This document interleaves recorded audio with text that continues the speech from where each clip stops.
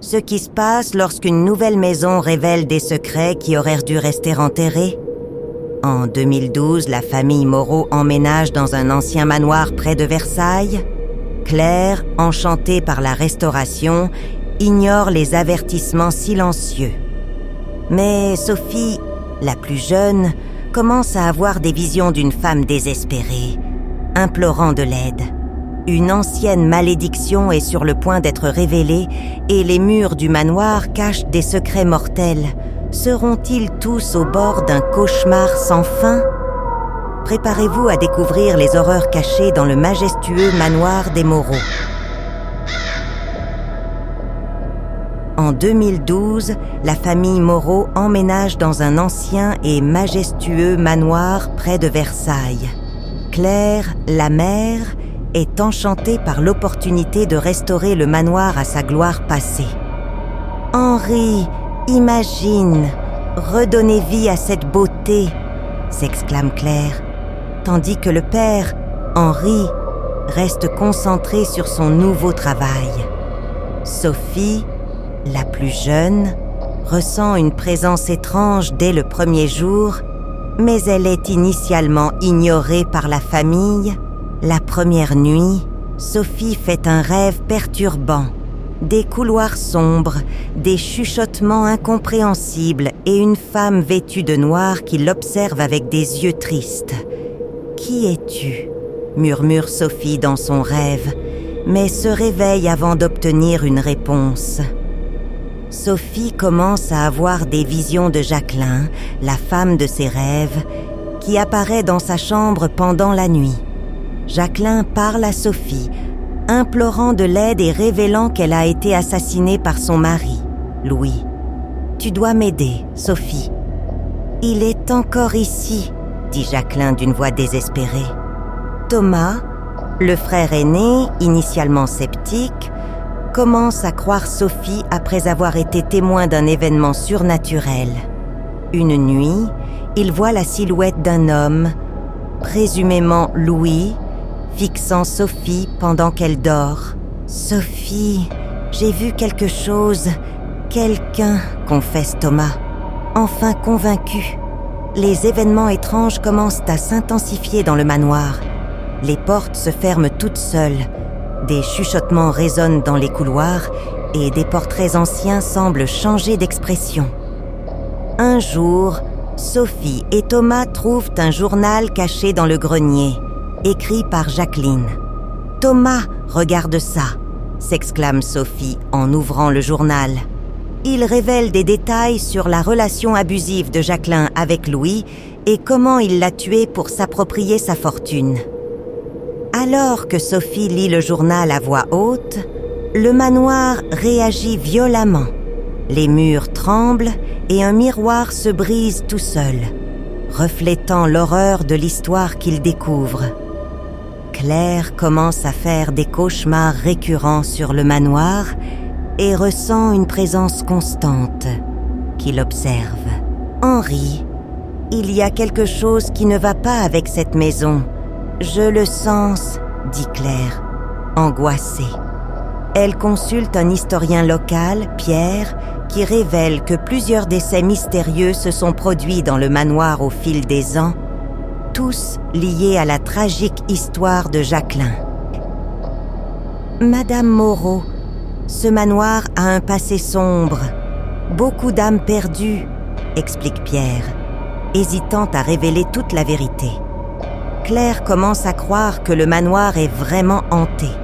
Sophie et Thomas convainquent leurs parents de chercher une aide spirituelle. Ils appellent un médium, Lucien, qui réalise un rituel pour communiquer avec l'esprit de Jacqueline.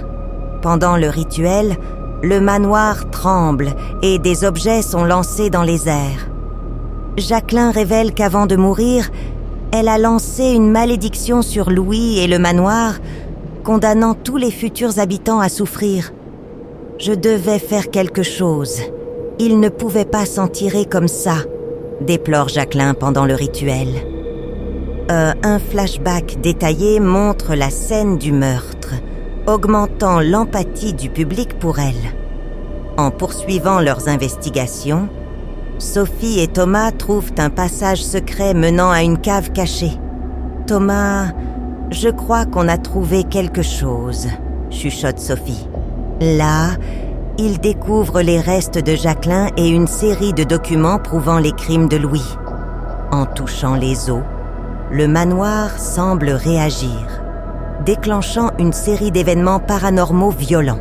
Les portes claquent, les lumières clignotent et une présence sombre commence à encercler les frères et sœurs. Ils réalisent qu'ils doivent rendre la vérité publique pour briser la malédiction. La famille Moreau décide de révéler la vérité sur l'histoire de Jacqueline à la communauté locale. Nous devons dire la vérité à tout le monde, insiste Sophie. Ils organisent une conférence de presse, montrant les documents et le journal de Jacqueline. La nouvelle se répand rapidement et le manoir devient le centre d'attention des médias. Pendant la conférence, le manoir réagit négativement.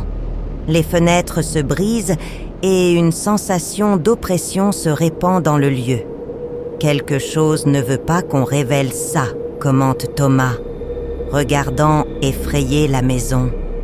Avec la révélation publique de la vérité, l'esprit de Jacqueline semble se calmer temporairement. La famille Moreau croit que la malédiction a été brisée et commence à faire des plans pour restaurer le manoir et le transformer en musée en l'honneur de Jacqueline. Nous allons honorer sa mémoire, dit Claire, pleine d'espoir. Cependant, des signes subtils indiquent que quelque chose ne va toujours pas. Sophie entend des chuchotements et voit des ombres se déplacer sur les murs, suggérant que le danger n'est pas terminé. Pendant la restauration du manoir, des événements surnaturels reprennent, encore plus intenses. Sophie découvre que la malédiction n'a pas été complètement brisée parce que l'esprit de Louis est encore présent dans le manoir, se nourrissant de la souffrance de la famille. « Il est encore ici, et il est plus fort », dit Sophie à Thomas. L'esprit de Louis commence à manipuler les objets du manoir pour créer des pièges mortels, augmentant le danger imminent. « Nous devons faire quelque chose avant qu'il ne soit trop tard », affirme Thomas, déterminé. La famille réalise un dernier rituel pour confronter l'esprit de Louis. Au sommet du rituel, la vérité choquante est révélée. Claire est la réincarnation de Jacqueline et Henri est la réincarnation de Louis. Nous sommes destinés à revivre cette tragédie éternellement, murmure Claire, possédée par l'esprit de Jacqueline. Au moment final, alors qu'il tente d'exorciser l'esprit de Louis, Claire est possédée et attaque Henri, répétant la tragédie originale. « Maman, non !» crie Sophie, désespérée. Sophie et Thomas parviennent à expulser l'esprit, mais perdent leurs parents dans le processus. Le manoir, désormais libre des esprits, devient un lieu de mémoire et de respect. Des années plus tard, Sophie et Thomas visitent le manoir, maintenant un musée, et voient un dernier aperçu de Jacqueline leur souriant, indiquant qu'elle a finalement trouvé la paix. J'espère que vous avez aimé cette histoire effrayante. Si c'est le cas, abonnez-vous à la chaîne L'Antre de la Peur pour ne manquer aucune histoire d'horreur. Nous avons de nouvelles vidéos tous les jours. Alors cliquez sur le bouton d'abonnement et activez les notifications pour être le premier à regarder. Et si vous voulez plus de frissons tout de suite, ne manquez pas notre dernière vidéo.